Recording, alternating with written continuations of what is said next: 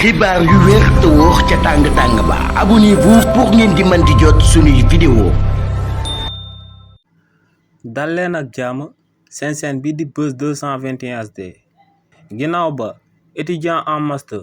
yu nekk ci biir université Cheikh Anta Diop bu Dakar amalee seen mouvement d'humeur maanaam ay grève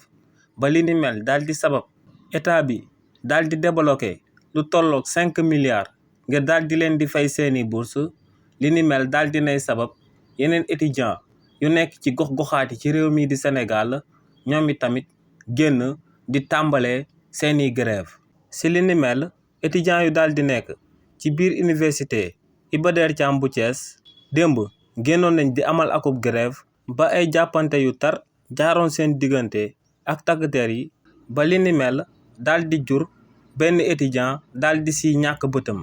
ginnaaw ba li ni mel amee nag étudiant yu daal di nekk ci biir université Iba Der Thiam bu Thiès fësaloon nañ akub communiqué di ñaxtu jëmale ko ci ñaawteef boobee suñuy takk der daal di amal jëmale ko ci jëmm akub étudiant ne li ni mel ñoo ngi koy condamné ba seen dernière énergie te tamit ñoo ngi wax ci autorités yu bees yu fi daal di nekk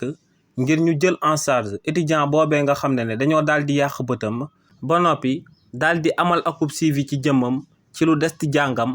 ngir daal di réparer injustice bi nga xam ne daal di nay dal ci kawam waaye tamit ginnaaw ñooñee étudiants yu daal di nekk ci université Sine Saloum Cheikh Ibrahima Niass bu Kaolack ñoom tey si suba